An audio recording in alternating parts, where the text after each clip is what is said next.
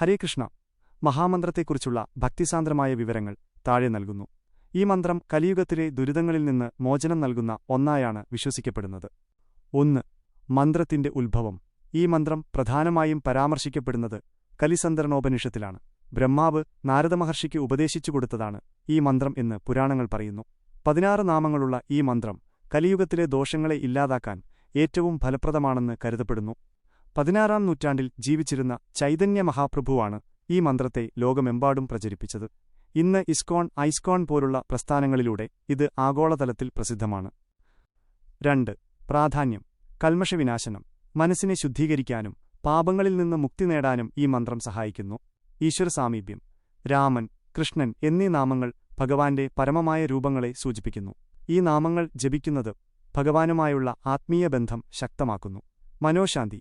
ആധുനിക കാലത്തെ സമ്മർദ്ദങ്ങളിൽ നിന്നും അശാന്തിയിൽ നിന്നും മോചനം നൽകാൻ ഇതിന് സാധിക്കുമെന്ന് ഭക്തർ വിശ്വസിക്കുന്നു. 3. എത്ര തവണ ചൊല്ലണം.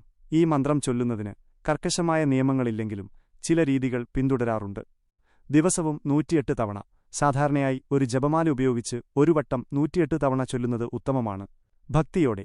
എണ്ണത്തേക്കാളുപരി എത്രത്തോളം ഭക്തിയോടെയും ഏകാഗ്രതയോടെയും ചൊല്ലുന്നു എന്നതിനാണ് പ്രാധാന്യം. തുളസിമാല.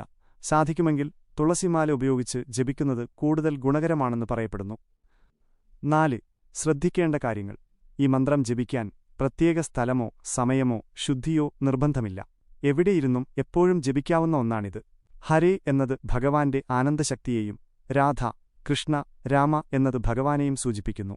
മന്ത്രം. ഹരേ രാമ രാമ രാമ ഹരേ ഹരേ, ഹരേ കൃഷ്ണ കൃഷ്ണ കൃഷ്ണ ഹരേ ഹരേ.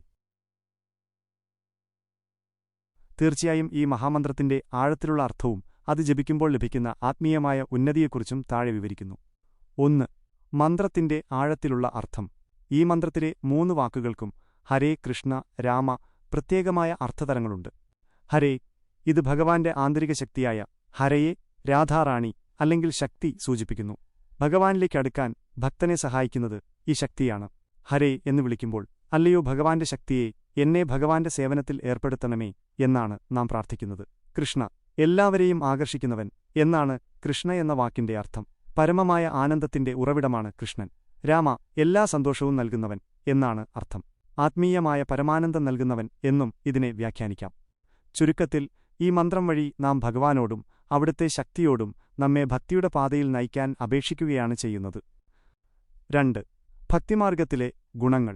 ഭക്തിയോഗത്തിൽ ഈ മന്ത്രം ജപിക്കുന്നതിനെ നാമസങ്കീർത്തനം എന്ന് വിളിക്കുന്നു. ഇതിന്റെ പ്രധാന ഗുണങ്ങൾ ഇവയാണ്. ഹൃദയശുദ്ധീകരണം. കണ്ണാടിയിലെ പൊടി തുടച്ചുമാറ്റുന്നതുപോലെ നമ്മുടെ മനസ്സിലെ അസൂയ, കോപം, ആഗ്രഹം തുടങ്ങിയ മാലിന്യങ്ങളെ നീക്കം ചെയ്യാൻ ഈ മന്ത്രം സഹായിക്കുന്നു. കർമ്മഫലങ്ങളിൽ നിന്നുള്ള മോചനം. ജന്മാന്തരങ്ങളായി നാം ചെയ്തുകൂട്ടിയിട്ടുള്ള കർമ്മങ്ങളുടെ ഫലങ്ങളിൽ നിന്ന് മുക്തി നേടാൻ ഭഗവത് നാമജപം ഉത്തമമാണ്. ഭയമില്ലായ്മ. ഭഗവാന്റെ സംരക്ഷണം എപ്പോഴും കൂടെയുണ്ടെന്ന ബോധം ഭക്തന് നൽകുന്നു. 3. എങ്ങനെ കൂടുതൽ ഫലപ്രദമായി ജപിക്കാം. മന്ത്രം ജപിക്കുമ്പോൾ ചില കാര്യങ്ങൾ ശ്രദ്ധിക്കുന്നത് ആത്മീയ പുരോഗതിക്ക് സഹായിക്കും. 1. ശ്രദ്ധിച്ചു കേൾക്കുക. മന്ത്രം ചൊല്ലുമ്പോൾ സ്വന്തം ശബ്ദം ശ്രദ്ധിച്ചു കേൾക്കാൻ ശ്രമിക്കുക. ഇത് മനസ്സ് അലഞ്ഞുതിരിയുന്നത് തടയും. 2. ബ്രഹ്മമുഹൂർത്തം. പുലർച്ചെയുള്ള സമയം. ബ്രഹ്മമുഹൂർത്തം ജപത്തിന് ഏറ്റവും അനുയോജ്യമാണ്. ഈ സമയത്ത് പ്രകൃതി ശാന്തമായിരിക്കും. 3. ഏകാന്തത. തുടക്കത്തിൽ ഏകാന്തമായ ഒരിടത്തിരുന്ന് ജപിക്കുന്നത് ഏകാഗ്രത വർദ്ധിപ്പിക്കാൻ സഹായിക്കും. 4. സംഗീതവും സങ്കീർത്തനവും. ഈ മന്ത്രം വെറുതെ ചൊല്ലുക മാത്രമല്ല, താളാത്മകമായി പാടുകയും ചെയ്യാം. ഇതിനെയാണ് ഭജന അല്ലെങ്കിൽ കീർത്തനം എന്ന് വിളിക്കുന്നത്. കൂട്ടമായി പാടുമ്പോൾ അത് വലിയൊരു ആത്മീയ ഊർജം സൃഷ്ടിക്കുന്നു. ഭഗവാന്റെ നാമമഹിമകൾ എല്ലാവരിലും എത്തട്ടെ. ഈ വീഡിയോ മറ്റുള്ളവരിലേക്ക് ഷെയർ ചെയ്യുക. ഹരേ കൃഷ്ണ. മഹാമന്ത്രത്തെക്കുറിച്ചുള്ള നിങ്ങളുടെ അനുഭവങ്ങൾ കമന്റിലൂടെ പങ്കുവയ്ക്കാം.